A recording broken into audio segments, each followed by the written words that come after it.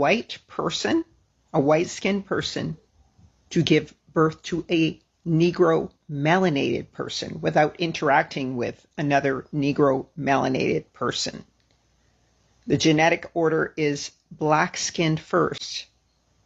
The Y haplogroup, the Y DNA of men, cannot be mixed together.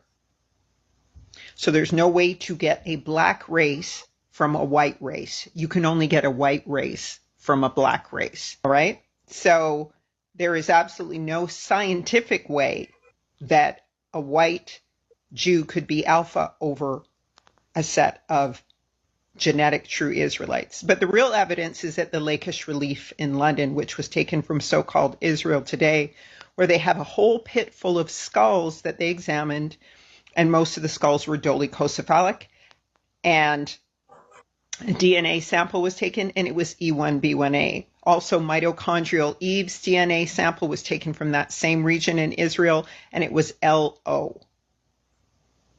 So if you're looking at the 12 tribes of Israel, the male DNA is E1B1A from that site. And if you actually look at the Lachish Relief, all of the persecuted Israelites have extremely knotty, kinky heads of hair, and their skin is black. And those are the true Israelites at the British Museum being thrown into the water. Not the people throwing them in with the pointy hats, but the people being thrown into the water with the afros and beards. That's Israel. So it's been scientifically proven, genetically proven, and geographically proven. There are 4 female mtDNA chromosomes that accompany the E1B1A male throughout the planet, and they are L0, 1, 2, and 3, which correspond with mitochondrial Eve. Now, that's the scientific evidence and the geographical evidence and the archaeological evidence. But the biblical evidence tells us, according to Luke 21 and 24, that Israel would fall by the edge of the sword and be led away captive into all nations until the times of the Gentiles would be fulfilled. And Yahuwah says in Deuteronomy that he would hide his people and cause the nations to forget who they are. In Deuteronomy 28, he lists all the curses that would come against true Israel.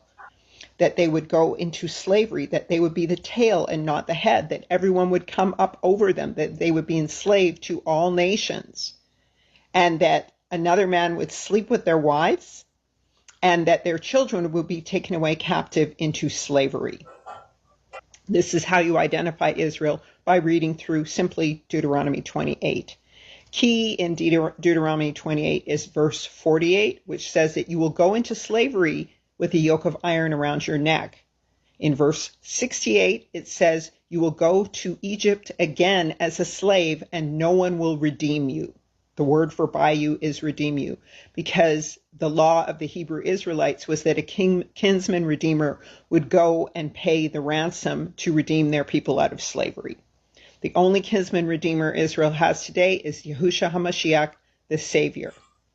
And there is no period in time when those people who say they are JEWS and are not, and are of the synagogue of Satan, according to Revelation 2:9 and 3:9, those people have never been in slavery. There's no images or documentation of them being in slavery, none whatsoever, but there's plenty of the African diaspora being in slavery. Now, when you refer to the Canaanites, the Canaanites are actually the race that stole the land of Israel from Shem, the land of Yah, which is Africa.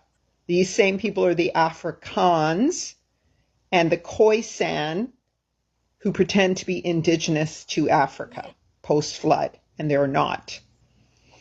The Canaanites also include the Amorites. In Genesis 15, there is a prophecy to Abraham, know for a surety that your children will be strangers in a strange land, and that nation will they serve.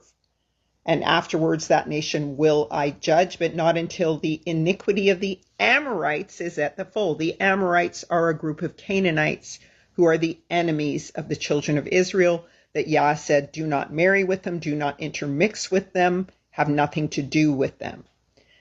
Amerigo Vespucci supposedly named America America, but it comes from the word Amorite.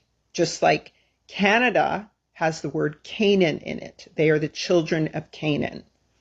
And in Jubilees 10, it says, Canaan saw the land of Shem, that it was good, and left his own land and went and took the land of Shem.